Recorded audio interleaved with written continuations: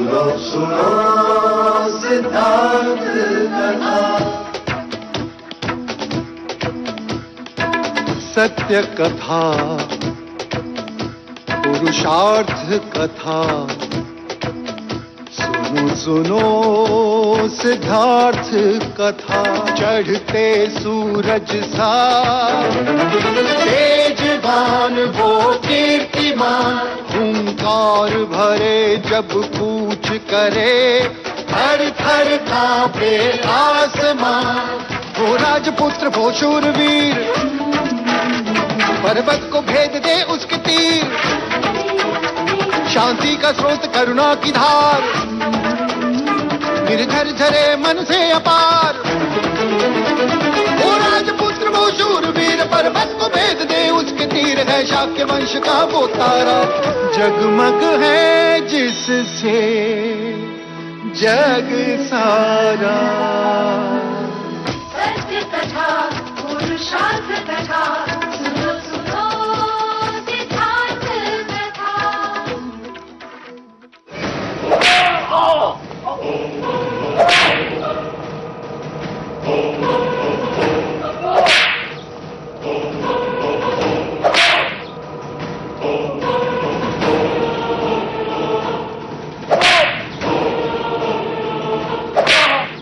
और कितने लोग हैं तेरे साथ? बता, हमारे कौन से भेद जानने आए थे तुम लोग? क्यों भेजा है कौशल राज ने तुम्हें? बता। युवराज पर आक्रमण क्यों किया तुमने? बताओ। और इतने दिन तू यहाँ पे क्या कर रहा था? बता, कौन सी चाल चल रहा है कौशल राज हमारे विरुद्ध? बताओ। मैंने कोई भेद नहीं चुराए। मारो इसे। अंतिम बार पूछ रहा हूं, बता। मेरे साथ और कोई नहीं है। मैं कौशल राज का गुप्तचर नहीं हूँ। मैंने कोई भेद नहीं चुराए। तो युवराज के प्राण तुम क्यों लेना चाहते थे? क्योंकि वो मेरी प्रेमिका के साथ है। प्रेमिका के साथ है?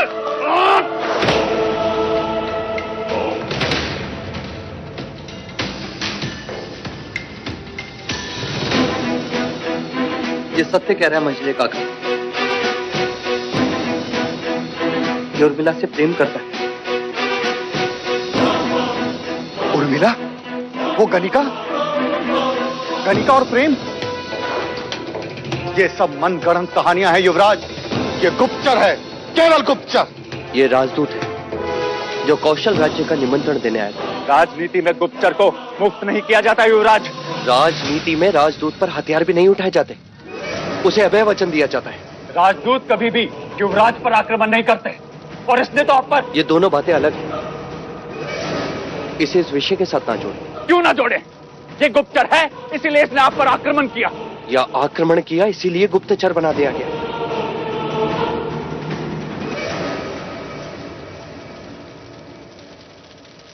मुक्त कर दो इसे। आप इसे मुक्त नहीं कर सकते।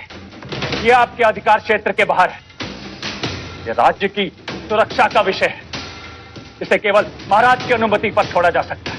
तो फिर आप भी इसे इस तरह से पीड़ित नहीं कर सकते, क्योंकि ये भी आपके अधिकार क्षेत्र से बाहर था। आप भी महाराज की प्रतीक्षा करें।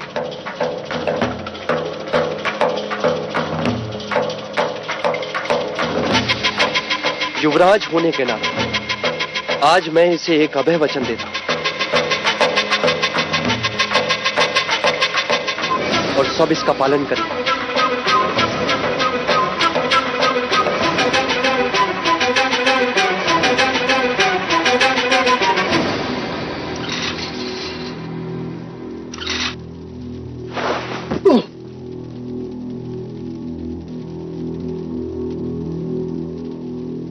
अब मैं बलदेव से एकांत में बात करना चाहता हूं। युवराज, हम आपको अकेला नहीं छोड़ सकते। कहीं इसने फिर से... आप चिंतित ना हो महामंत्री, मैं सुरक्षित हूं। बस आप हमें एकांत दें।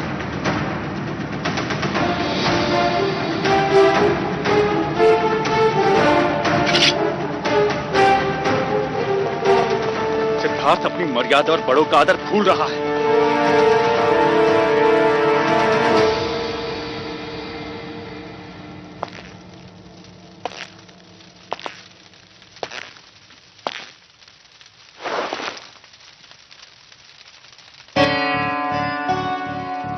क्या एक गुप्तचर राजदूत का वेश धर कर आया?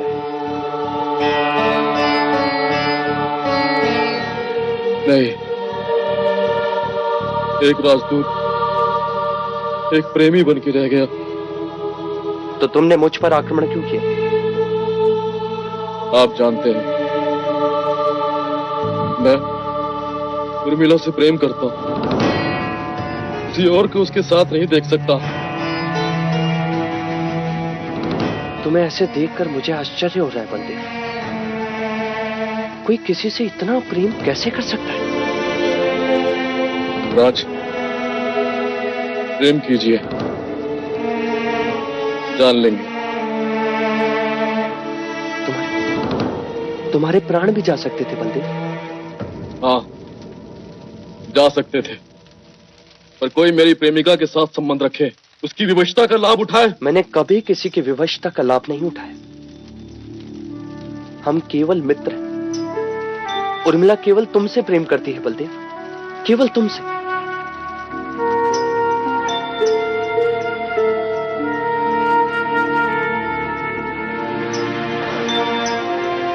क्या तुम उर्मिला से विवाह करोगे?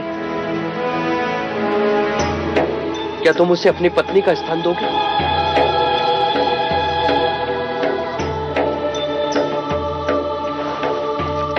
तो वचन है ये मेरा, तुम्हारा विवाह मैं करवाऊंगा उर्मिला से। आप धन्य हैं युवराज, आप धन्य हैं।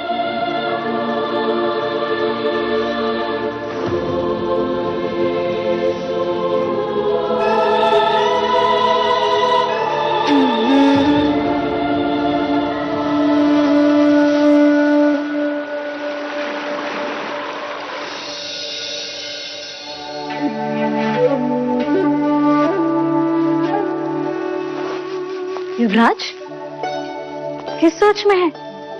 दूसरा बंध तो पहनना ही भूल गए। क्या तुमने कभी किसी से प्रेम किया है लौशिका?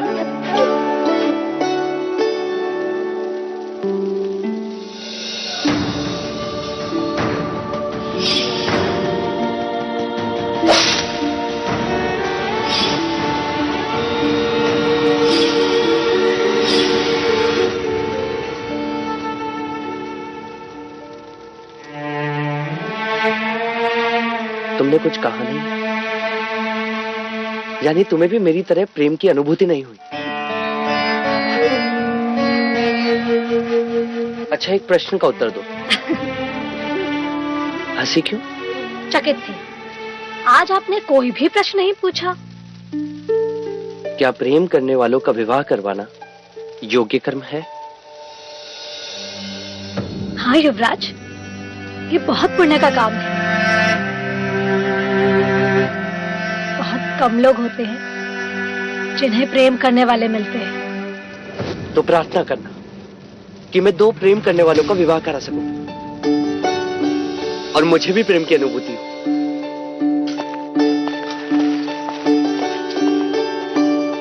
तथास्तु। आप प्रेम से अज्ञान हैं और वो भी जो आपसे प्रेम करती है। यशोधरा, आपकी अनुभूति।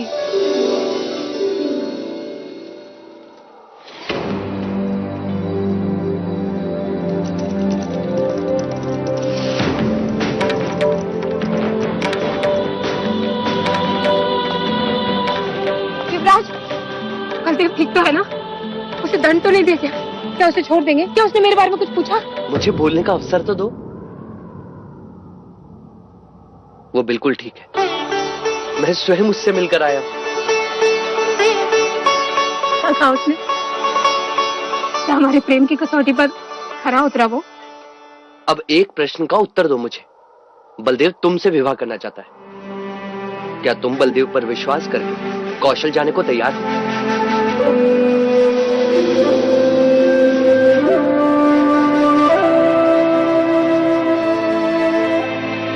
हाँ। तो मैं तुम्हें वचन देता हूं, तुम दोनों का विवाह मैं करवाऊंगा।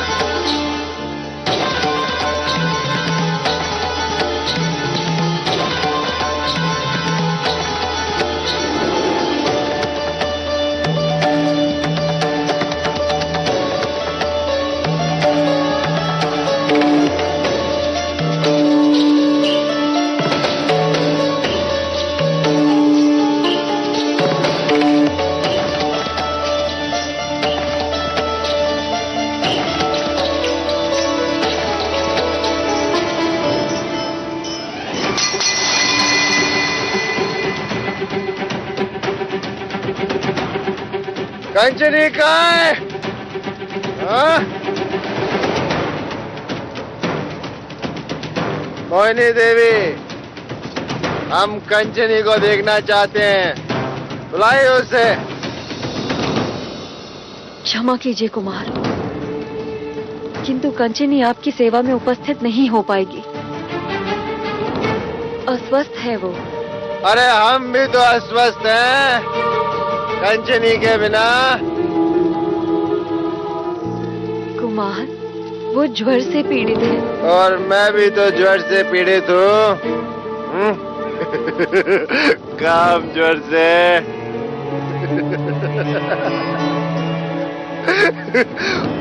वो किस ज्वर से पीड़ित है? लालच के ज्वर से? बोलो।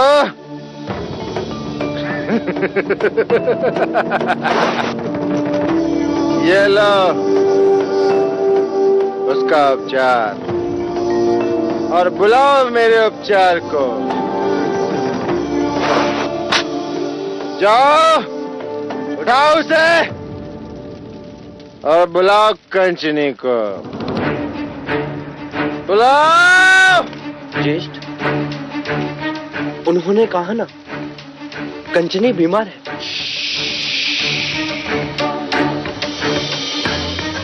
ये रंग भवन है, कोई गुरुकुल या राज दरबार नहीं है। क्या तुम्हारी चलेगी? समझे? ये हमारी और कंचनी की बात है। मोहिनी देवी, आप जानती हैं कि कंचनी के नृत्य के बिना हम रात की कल्पना भी नहीं कर सकते। बुलाइए कंचनी को, बुलाइए। कंचनी आएगी और नृत्य करेगी। वो नृत्य करेगी और हम बदहोश होंगे।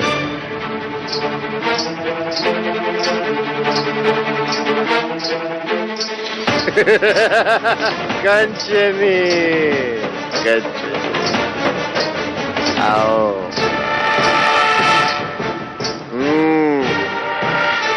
अब नृत्य शुरू करो सुंदरी।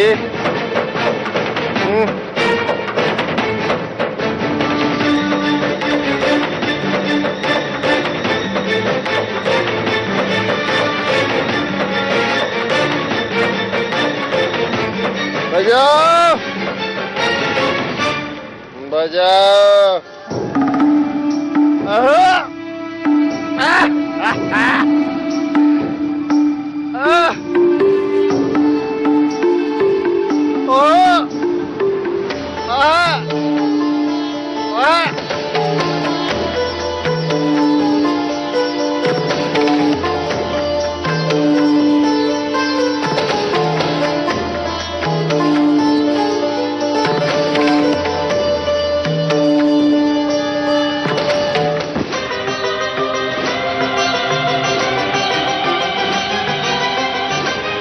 बंद करो नाटक और नृत्य शुरू करो। बस करो ज्येष्ठ, हम सब तुम्हारे कारण अपमानित हो रहे। तो मैं लौट जाइए। ये जगह अपमान से परे। तुम देख रहे हो, ये स्वस्थ है। ये अरे ये एक गणिका है। हमारी कामाग्नि को शांत करना इसका कर्तव्य है। ये हमारी तरह मनुष्य भी है। ये सिर्फ एक गणिका है, एक उपभोग की वस्तु। इसके अतिरिक्त कुछ नहीं है। क्षमा करना चाहिए, आपको केवल स्त्री शरीर की आवश्यकता है और कुछ नहीं। तो और भी है यहाँ पर, किसी के भी साथ अपना दिल बहला लीजिए। अच्छा, ठीक है, जैसी युवराज की आज्ञा। तो फिर आज रात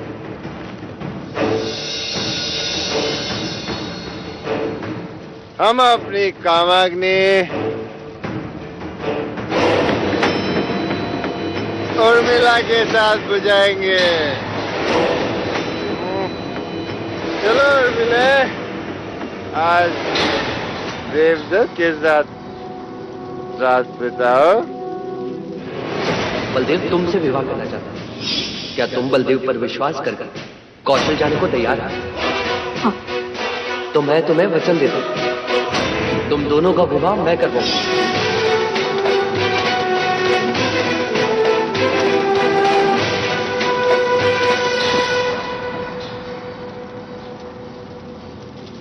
क्या हुआ युवराज,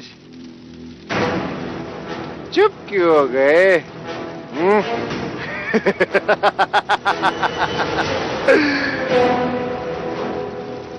नहीं रह सकोगे ना उर्मिला की वीणा के बिना?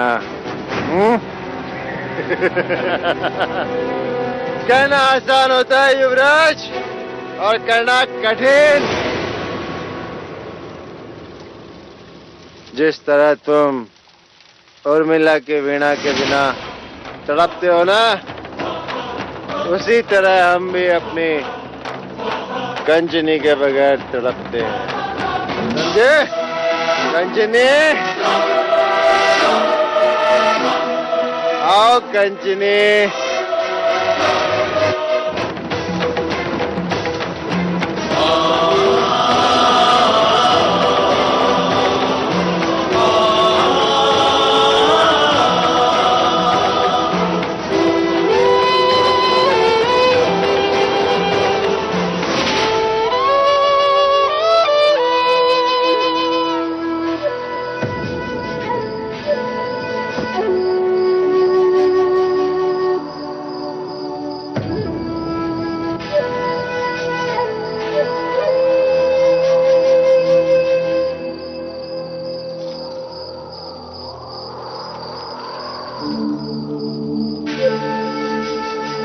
बुझ जाने तो आज दियों को। आज मुझे अंधेरे में ही रहने दो।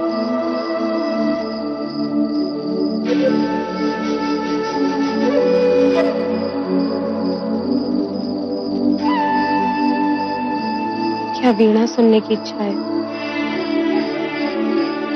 नहीं, आज भीतर ही इतना शोर है कि कुछ सुनाई नहीं देगा। मेरे हृदय में यह बात शूल की तरह चुभ रही। ये सब देखकर भी मैं ज्येष्ठ को रोक न सका। आप और मैं दोनों ही विवश हैं। आज एक प्रश्न और मेरे मन में उठा कि लोग इसे आनंद भवन क्यों कहते हैं?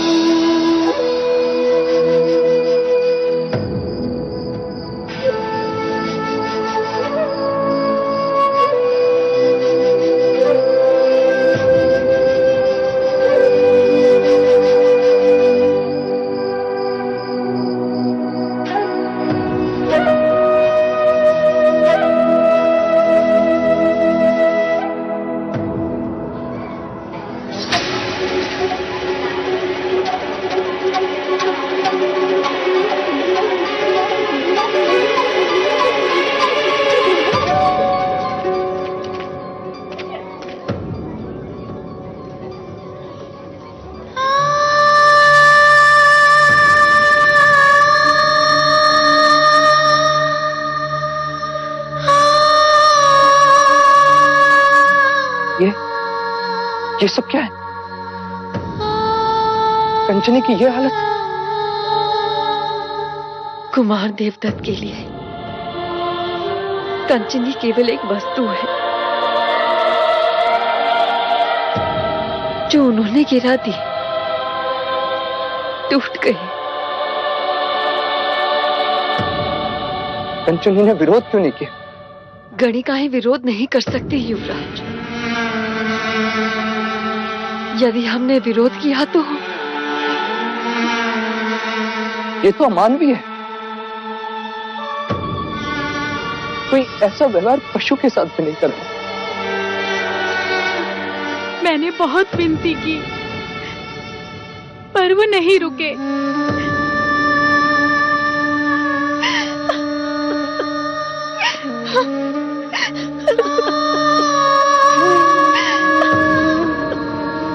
ये निष्ठुरता, इतना अपमान।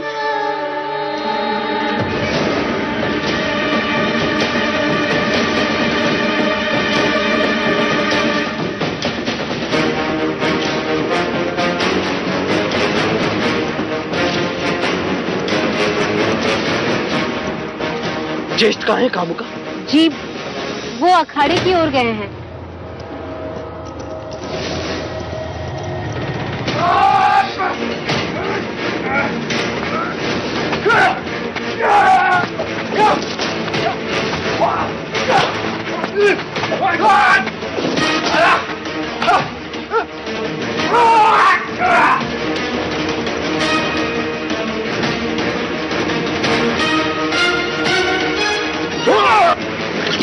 सुधा, वो भी एक स्त्री के साथ।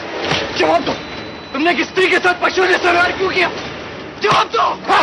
वो एक गणिका है केवल, जिसने मेरी इच्छा का अनादर किया। वो बीमार थी तो उर्मिला को भेज देता। गणिकाओं से स्नेह नहीं करते। हर मनुष्य को एक दूसरे के साथ स्नेह करना चाहिए, गिरा नहीं। तुम तो मनुष्य कहलाने के भी योग्य नहीं हो।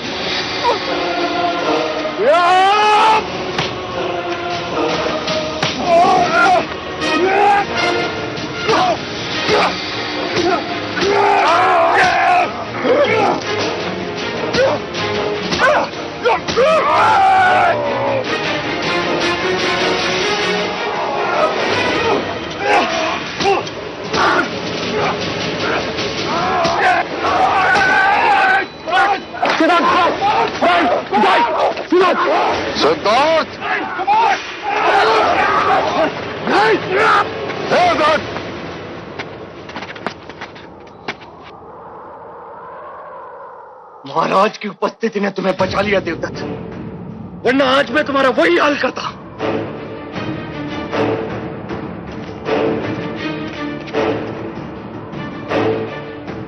क्षमा महाराज, आज्ञा।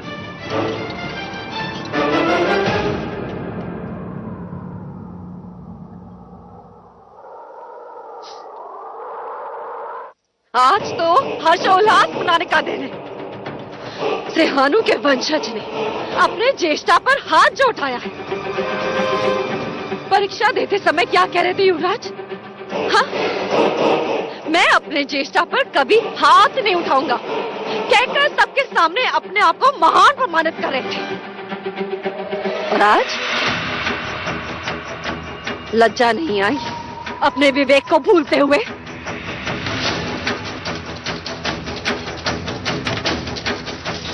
सिद्धार्थ, ये तुमने उचित नहीं किया। जाओ जाके देवदत्त से क्षमा मांगो। क्षमा मैं आपसे मांगता हूँ, किंतु आप जानते नहीं। कारण कोई भी हो, मुझे नहीं सुनना। तुमने मर्यादा भंग की है। हाँ, मैंने मर्यादा भंग की, क्योंकि उन्होंने स्त्री की मर्यादा को भंग किया, उसके सम्मान को निर्दयता से रौंदा। तो ये मत भूलिए युवराज सिद्धार्थ कि जिस स्त्री की आप बात कर रहे हैं वो कोई देवी नहीं, एक तुच्छ गणिका है। वो गणिका एक स्त्री भी है। उसने देवदत्त की सेवा में उपस्थित रहने से मना किया।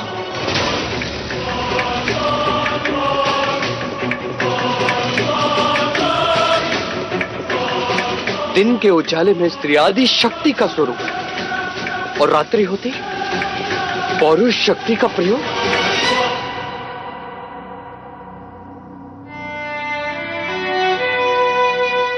ज्येष्ठा ने आज हम सबको लज्जित कर दिया,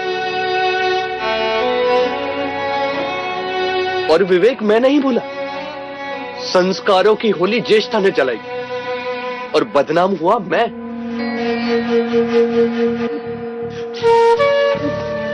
पिताजी, आज तक मैंने आपसे कुछ नहीं मांगा, किंतु आज मैं आपसे आदेश पत्र की याचना कर सकता हूं। कहो पुत्र। अब ये आदेश दें कि आज के बाद कोई भी स्त्री, चाहे वो गणिका ही क्यों न, किसी भी पुरुष के साथ संबंध बनाने से इनकार कर सकती है।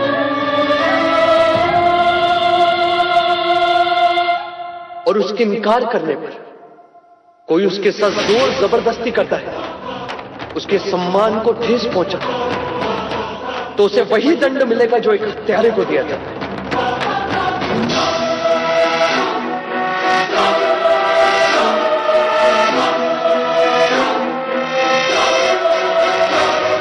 महाराज, सिद्धार्थ की बात योग्य है। ये स्त्री की भलाई की बात कर रहा है।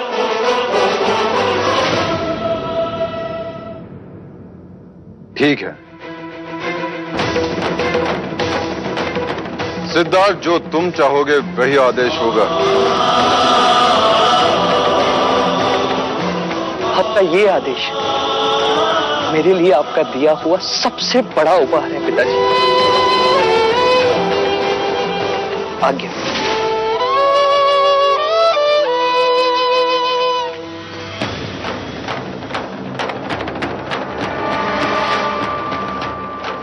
परंतु भाई महाराज। मनोज, मुझे खेद है कि सिद्धार्थ ने देवदत्त पर हाथ उठाया,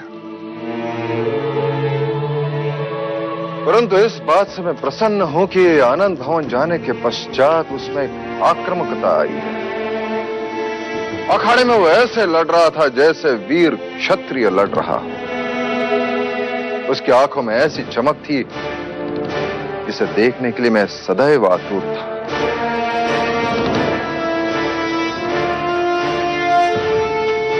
बधाई हो देवी। मैंने आज तक सिद्धार्थ को जब भी देखा एक बालक की तरह देखा, परंतु आज पहली बार सिद्धार्थ में एक पुरुष को देख रहा हूं।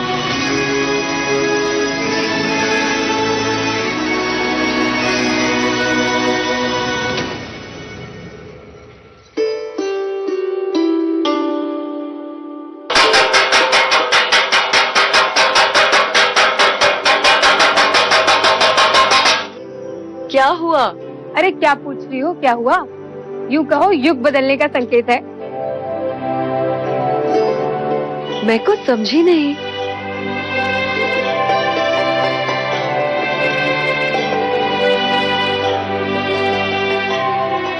अब ऐसी निर्दयता तुम्हारे साथ या किसी के भी साथ कोई नहीं कर सकता, युवराज भी नहीं। ये तो क्या कह रही है? युवराज के कहने पर महाराज ने आदेश निकाला है। अब कोई भी स्त्री किसी भी पुरुष के साथ संबंध बनाने से मना कर सकती है,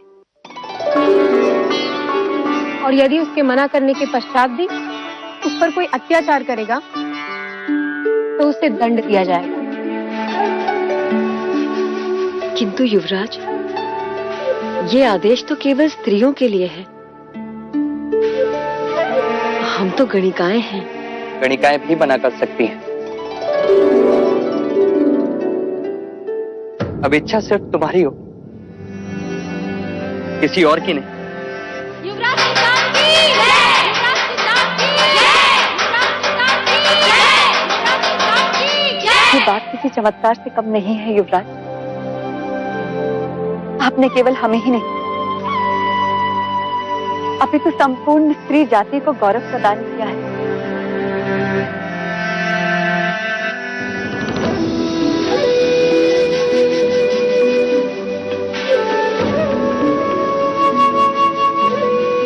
युवराज,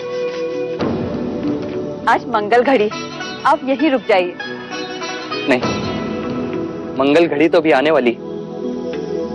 अब कौन सी मंगल घड़ी आने वाली है? मैं नहीं समझी। गांधर्व विवाह की तैयारियां कीजिए।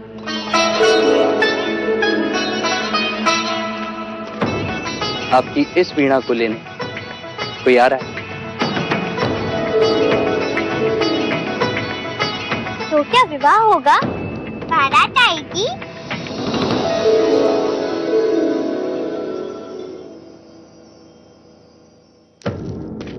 तुमने मुझे प्रेम से परिचित करवाया, अब मैं तुम्हें तुम्हारे प्रेम से मिलवाऊंगा।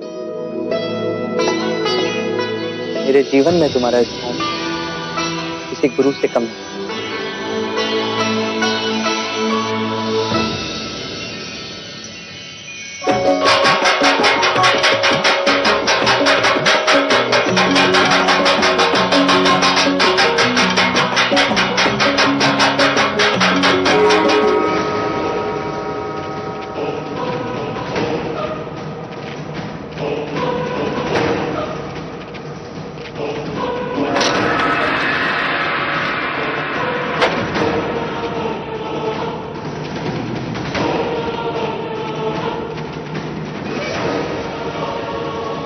बलदेव, कौशल का राजदूत ये यहाँ क्यों अनुज? राजदूत नहीं, गुप्तचर है ये। महाराज, मैं कोई गुप्तचर नहीं हूं, यह आरोप झूठा है। इसने युवराज सिद्धार्थ पर आक्रमण किया था। तो ये अब तक जीवित कैसे है? ऐसे ही, बस ऐसे ही एक ही बार में इसका सर धड़ से अलग करना चाहता था, परंतु युवराज सिद्धार्थ ने राजनीति का पाठ पढ़ाकर मुझे रोक दिया। कहने लगे कि आपकी आज्ञा के बिना मैं इसे मार नहीं सकता। उन्होंने इसे अभय वचन दिया। सिद्धार्थ ने? जी भाई महाराज। महाराज, युवराज सिद्धार्थ पधार रहे हैं।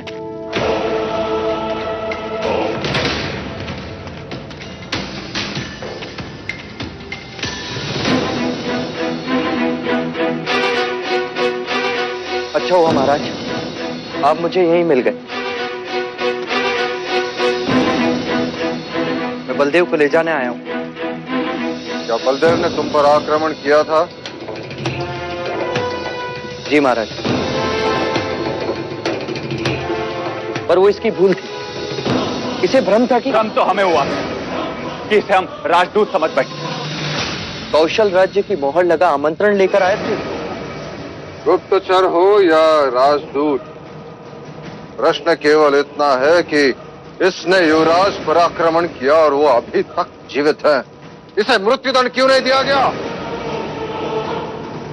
क्षमा महाराज, पर आप दंड इसे नहीं, कपिल वस्तु की प्रजा को देंगे।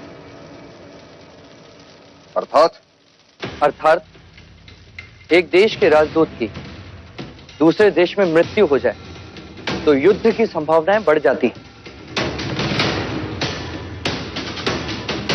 और फिर चाहे युद्ध सत्य के लिए हो या असत्य के लिए, होती हानि ही है महाराज।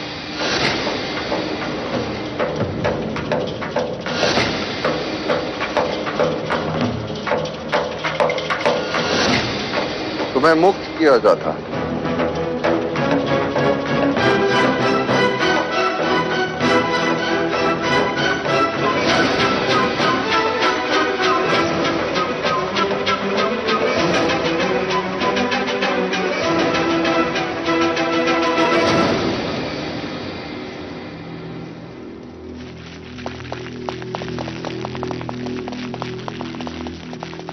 क्षमा कीजिएगा महाराज, ये कैसा पुत्र प्रेम है जो आपने युवराज के कहने पर कौशल राज्य के गुप्तचर को मुक्त कर दिया? न जाने कल इसका क्या परिणाम हो। अनुज, इस समय सिद्धार्थ जो चाहे उसे सहयोग करो। जैसे ही बलदेव कपिल वस्तु की सीमा के पार होगा, उसे मृत्युदंड दे दो। युवराज पर आक्रमण करने वाला जीवित नहीं रहना चाहिए। जी महाराज।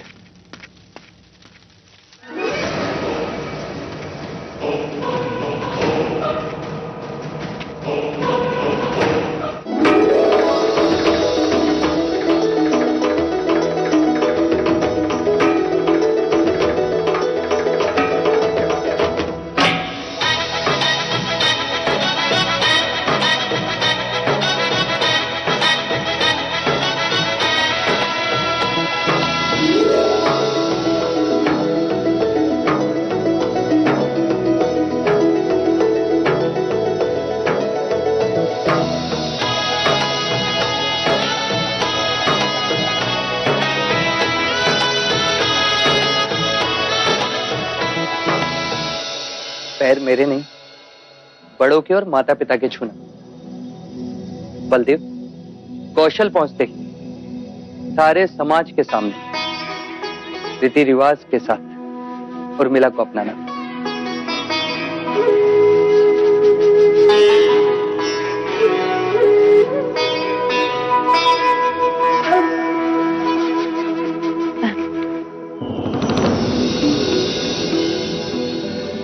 सुखी रहो। अब मुड़ के यहाँ दोबारा कभी मत देखना। अपनी सारी स्मृतियां गंगा जी में बहा दे।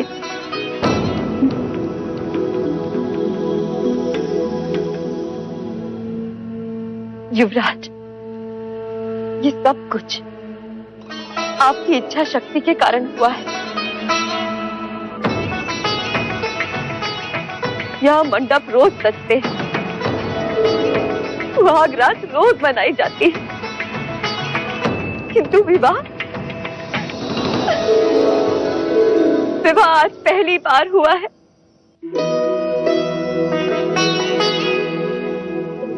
ये शहनाइयां आज पहली बार बजी है।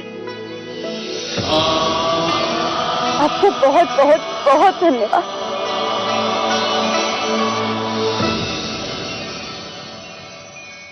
अब चलो युवराज, संध्या से पहले हमें सीमा पार करना है।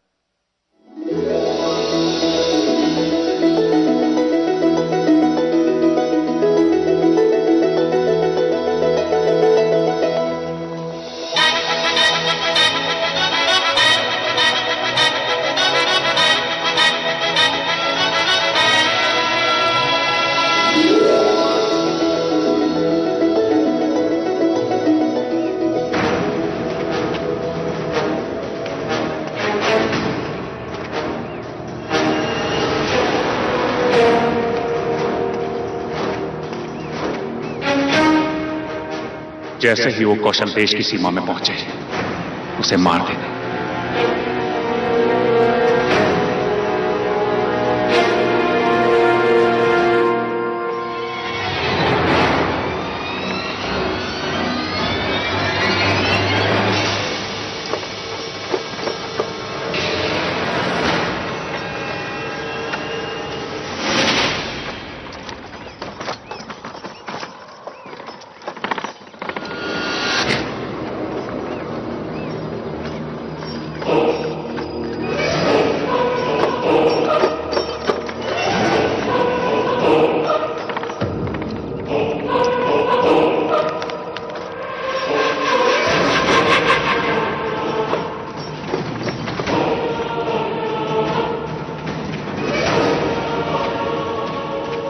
बलदेव, यहां कपिल वस्तु की सीमा समाप्त होती है और कौशल देश की सीमा में तुम सुरक्षित होगे। चन्ना, इन्हें आगे तक छोड़ दो।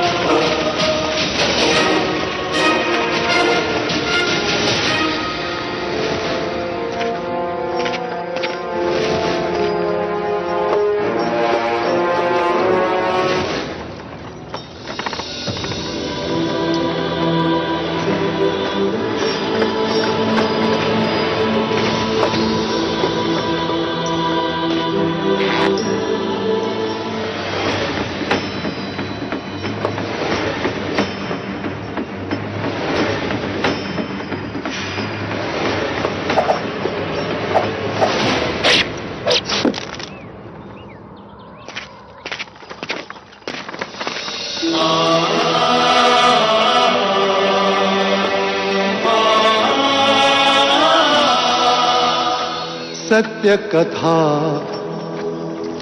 पुरुषार्थ कथा, सुनो सुनो सिद्धार्थ कथा।